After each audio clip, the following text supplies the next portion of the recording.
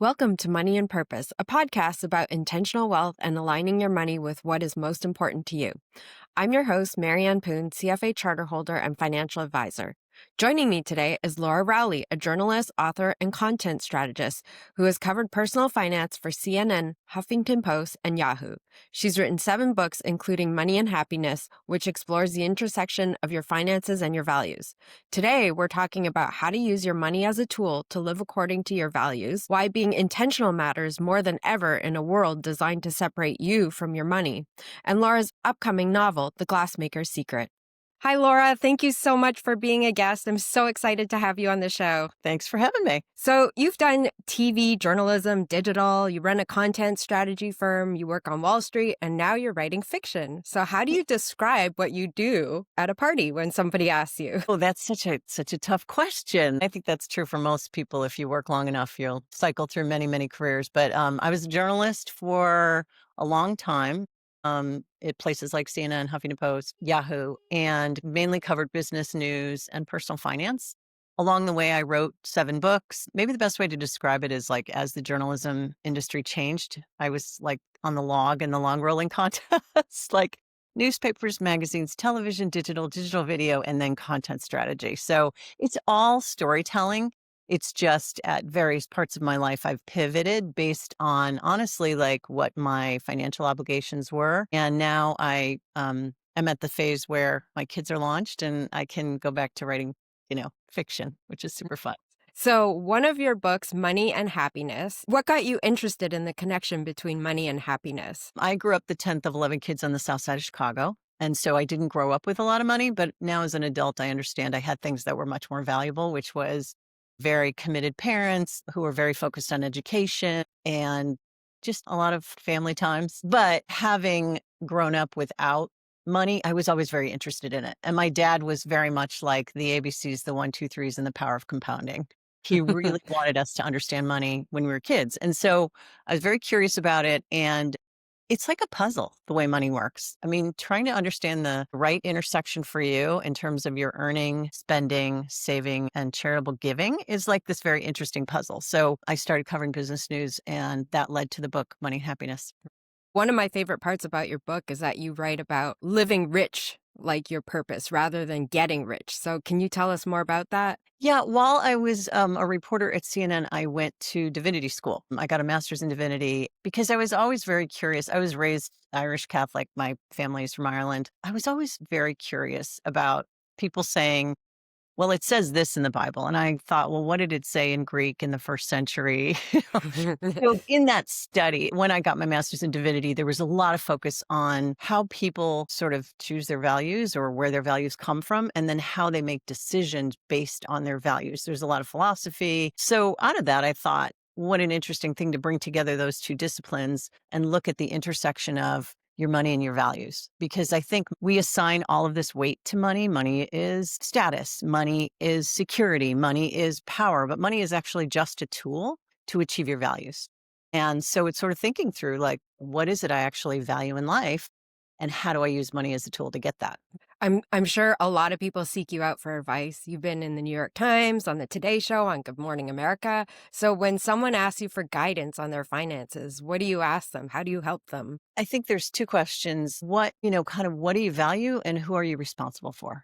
Right? Because I might value spending all day at the gym, but if I have small children, that's going to come first, right? Right. So it's that. And then I think you have to really start with, from a tactical perspective, you have to know where the money goes. I think there's just, a lot of people will approach me for advice about finances, and I'll say, have you tracked your spending? Do you know where it goes? And it's amazing how many people don't. And that's not necessarily our fault. It's like the death of 1,000 cuts, right? You open your, in the first of the month, I'm like, oh, wow, I paid that to Apple and that to Google and that to Spotify and that to, so I don't think the world was as inherently complicated as it is when I wrote the book, as it is now. So I would definitely start with how much is coming in and how much is going out. And the questions of what do I value most and who am I responsible for? It's so easy just to let it like come in and out and you don't even see it happening. And then you're just living your life. And Yeah. I mean, and the thing is, like, eventually you can, right? I mean, I'm Right. kind of in a phase now. My 3 kids are launched, but when they were little, I was tracking things like, how much are we spending on soccer, right? And do we want to spend that? Is that what we value as a family? And then you also have to weigh in the factor of time, right? Like, there was no way in hell that any of my kids were going to do travel sports. Because your time is of value too. I would say one of the most seminal books for me was a book called Your Money or Your Life. I Uh-huh. read it in my 20s, and it Uh-huh. was the first time somebody had said, this thing that you want, let's say it's $50 and you're making 25 an hour. Is it worth 2 hours of your life to get that thing? And sometimes it is. Sometimes it's not. So it's being intentional, I think, is the most important thing. Do you follow your own advice? Oh, 100%. Yeah. I mean, I would say it's a little easier now because, again, I don't have those categories of spending. It's not as complex once your kids are launched, but Right. I started saving for college the month my children were born. And I paid for college in cash. And I told them, I will pay for 4 years of public school. If you go to Harvard, you'll pay the difference. If you finish in 3 years, you get to keep what's in there. Now that worked Right. against me because one of my daughters finish in 3 years. If I hadn't said that, maybe I would be going back to school right now. But Yeah. it's that, and I think early on in your life, like like education to me is everything. It's the key to everything. It was for me in my career. And I said to my children, there's no discussion here. You have to go to college. So it's thinking about that and thinking about if you're a single person and self-care is important to you, what does that look like, right? Is it a manicure? Is it a daily coffee? Is it a massage once a month? Is it a gym membership, right? So it's sort of, you can't, I mean, we're not, unless you're like a billionaire, you can't have everything. So look at the experiences of your life that mean the most to you and look at how are you spending your time? Who is with you? What are the components of that experience? When I wrote the book, I interviewed people who spent crazy amounts of money on self care. And then I interviewed a woman who had a bitch and stitch club A bitch and stitch club. at her New York apartment. And her friends would come over and they would share a bottle of wine and they would knit and they would talk. Amazing. And that was as meaningful to her as spending a lot of money on, a spa weekend, because what mattered to her was the conversation with friends. So Right. it's like, you almost have to take some time, take apart the experiences of your life and look at the components that create happiness for you. Right. Maybe happiness for you is solitude.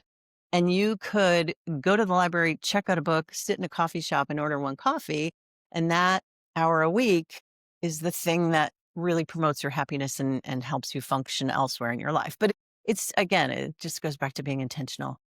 So you're very intentional about money. How do you talk to your kids about money, and how did you talk to them as they were growing up, and how are they now? Well, my daughter still laughs about the time that she asked me what a stock was. And an hour later, she was So she's like, "Oh "Ooh." my God." Yeah, no, I have been very, my kids know, they know the importance of a credit score. They know what stocks and bonds are. They know what mutual funds are. As soon as they started working full time, we sat down and looked at their 401k. We talked about things like the fact that they won't retire for 40 years. And so they can invest in stocks and take more risk. We talked about risk. So, yeah, my kids are very well informed about money. And the thing that's so interesting is they'll say to me, Mom, none of my friends know the Yeah, things they don't know. I know. And I was lucky because I worked as a journalist in personal finance.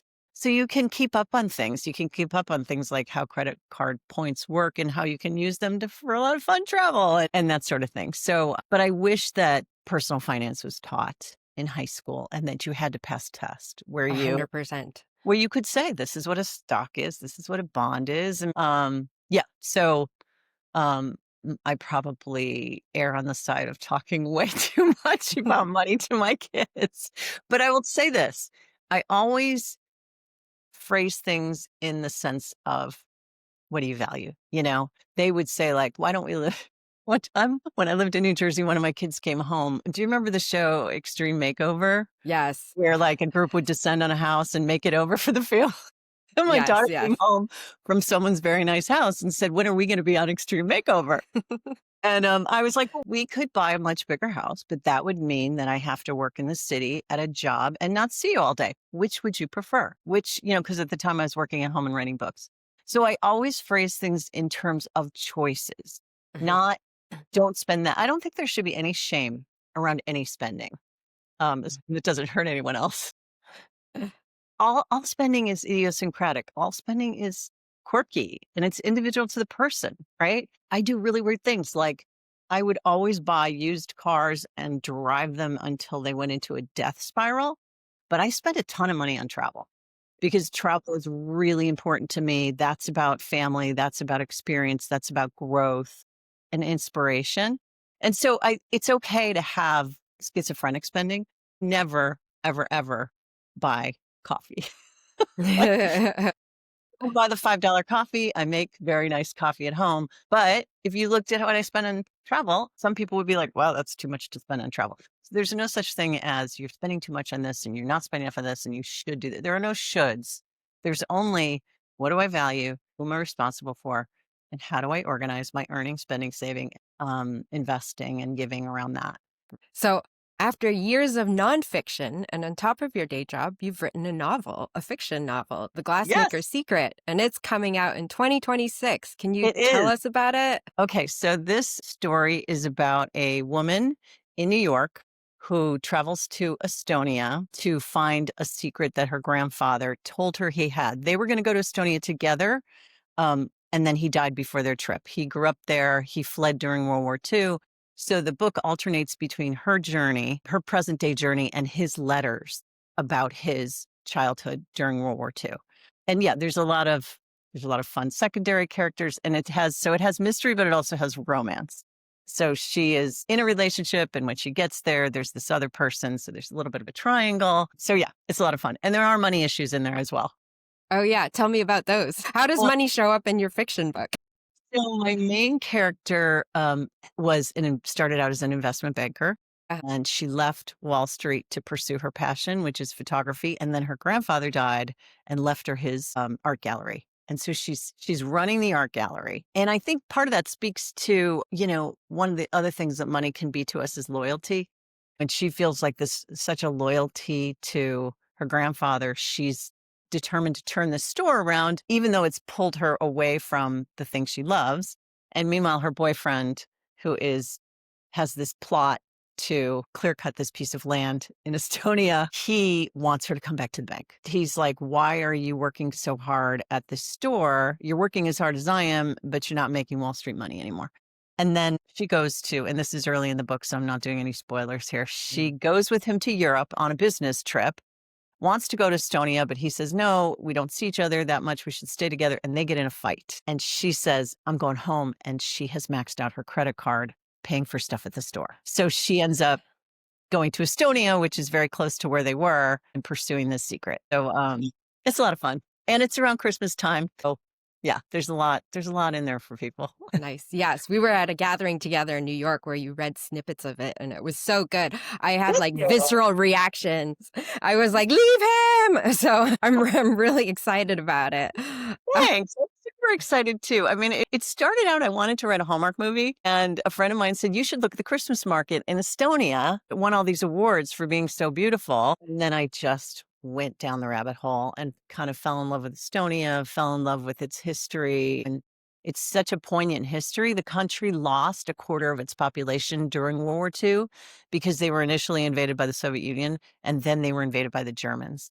And Mm, so the two sides obviously had different enemies. The Soviets came in and eliminated their enemies, and then the Nazis came in and eliminated their enemies. So if you were Estonian, you were caught between these two powers, and it was fraught. And Estonians have such an interesting history, language, culture. So yeah, I kind of just that's so tumbled down that rabbit fascinating. hole and fell in love. So I guess there's this theme of quitting your day job, which I can 100% relate to because I still do music and things like that. So what's your advice to people who are thinking about doing something different? From a purely tactical perspective, go back to what's coming and what's going out. When I left journalism full time for working for others and started my own company and wrote books, nonfiction books, I had one freelance client that sometimes one, sometimes a few that paid the necessities, right? The mortgage, utilities, school tuition, whatever it was. And then anything over that, I would save. And I tried to always have a cushion of about 6 to 12 months because sometimes those base clients that covered your bills went away and you'd have to dip in. So I was very conscious of having a baseline of clients and then a cushion. But also, I mean, the older I get, the shorter life feels. Do that thing. Take the risk. I'm all for telling people to take a risk because money is one of the easiest things to solve. Truly, your health, cancer, a death of a loved one, like you can't solve those things. But money, spend a little less, make a little more, take a side gig, partner up with somebody. I used to, when my kids were little, and I would have those times where a client would go away. I had a friend and we would go to Costco and we would split. You know how Costco has like enormous things of produce? We would Yes. buy the produce at Costco and split it. Nice. There's clever ways all the time to budget. So I think when you get older, the thing you regret are the things you didn't do. So Right. definitely prepare as best you can, but I'm all for encouraging people to take a creative risk. I think that's, it's your money or your life and your life. That's your life. Oh, Yeah, for sure. Is there anything else you would like to tell people? What do you think is like most challenging in our lives these days? ah, it's the frictionless, it's the frictionlessness of spending. I'm Gen X. When I was growing up, if you wanted something, you had to get in the car, walk in the store, pick up the item, stand in line, pay for it, put it back in the car, drive back. There were all these points of friction Right. between the thing you wanted and getting it. Like Hmm. that whole structural process of purchasing stuff had little points at which you could change your mind. So I feel like the way technology has impacted spending and that intersection with social media. And then I just saw like the approval of casino gambling online. Mm, That's like the worst idea ever. So people have to be so disciplined. So I think so it's that convergence of social media creating economic desire. Rene Girard is a anthropologist who talks about he thinks that the root of all desire is, we don't truly want the thing we want. We want it because somebody we admire has it. And then what's social media? A bunch of people that put themselves out there for us to admire, and then they buy shit. Sorry. And then you want that stuff. And then you have the buy now, pay later, right? right. So I just feel like all the little traps of capitalism that you have to be disciplined against. When I was a kid, it was like, don't get into credit card debt. That was pretty much it. You know what I mean? Like, Right. don't overspend on your credit cards. But now you have a million ways to be lured in, a million things to admire and want, right? The greatest technical minds in our country are working on making you want things, on social media. So I don't know. I mean, and then the other thing is the complexity. I'm like an educated person. My kids are educated. My daughter went to Sephora and they said, we'll give you 10% off if you open a credit card. She opened the credit card. She paid for it the day it was due, except it had to be paid before 5 o'clock. So they Mm, charged her a $32 fee. They charged her a late fee. They charged her interest and they charged her a $2.99 paper printing fee. The effort and energy that took when we're in a capitalistic society that demands so much of your attention in mhm. so many other ways, that to me is, I Right. really admire people who have their financial lives together because it is not easy. It is so hard to be mindful. Like you said, the friction points are getting out of the things that you weren't mindful for. So it's like the complete opposite. Yeah, it's just harder. It's harder Right. to do. And like you said, personal finance education is just non-existent. I go to college events and people are like, okay, so what are your money advice things? And I'm like, okay, well, once you get your first job, start saving for 401k, IRA, all this. They're like, what's that? And I'm like, ah. Right. I mean, it was funny because my daughter switched companies and she enrolled in her 401k. And she went to HR and she was like, wait, don't I just log into Vanguard to get into this? They were like, no. And I had to explain to her, like, oh, yeah, every time you change jobs, that company might be working with a different 401k provider. And the fund that you already decided you wanted to invest in when you first started working might not be available from that provider. So, yeah, like that complexity, purposefully complex, because they want to separate you from your money. Right. For sure. One thing I would say is throughout my career, I've been involved in women's groups, and it's so wonderful to see the conversations people are having around earning and investing and getting VC dollars and supporting each other and all that. So I would say to women especially, get involved in those women's networking groups. And the other thing is I always encouraged my kids, this is a little tip, to ask for more. I Mm. would say to them like, "Hey, can you clean out the garage? I'll give you $8." And they'll be like, "Okay." And then I would say, "If you had negotiated, I would have given you 10." Just to get them, because I have 3 daughters, just to get them in the habit of asking for more. I had good mentors early in my career who, showed me like how you do that, because women aren't taught to do that. We're taught to be nice. And like when it comes to negotiating the most possible money for your employment, it's not about being nice. It's about negotiating. Well, we always wanna accommodate and make sure we're doing a great job Right, and, we like, want everybody showing to feel value and all this.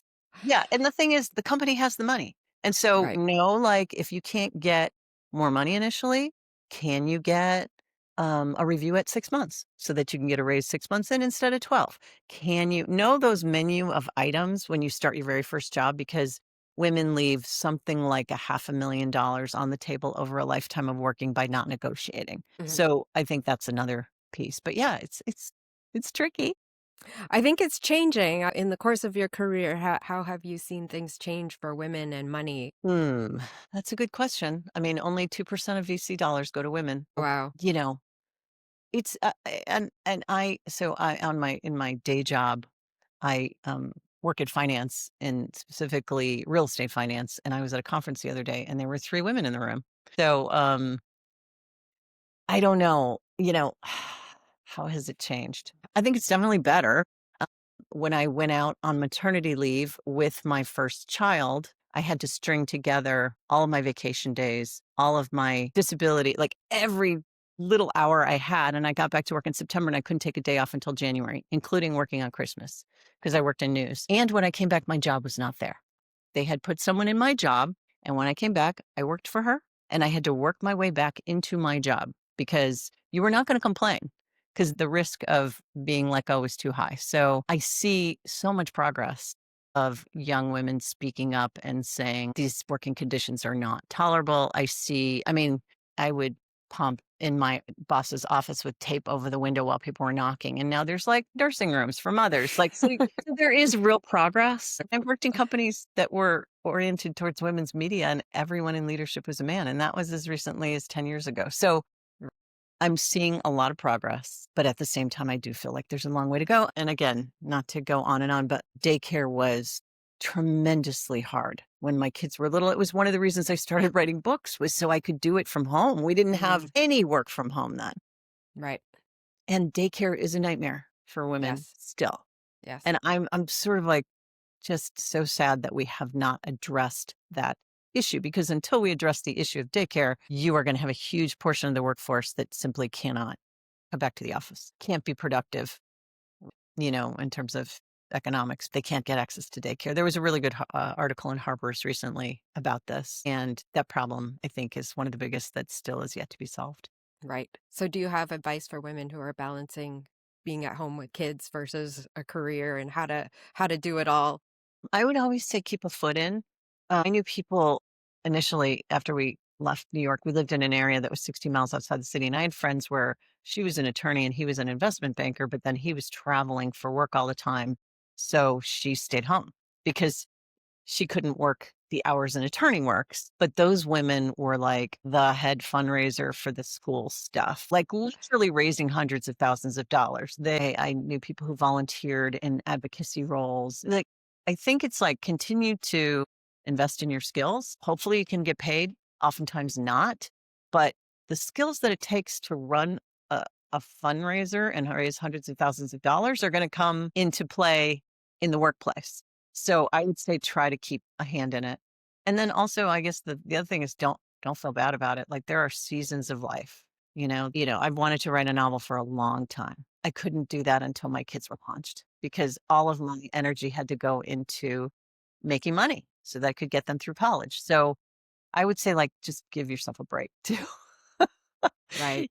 When you when you're especially working parent, you just don't feel like you're doing any of it right.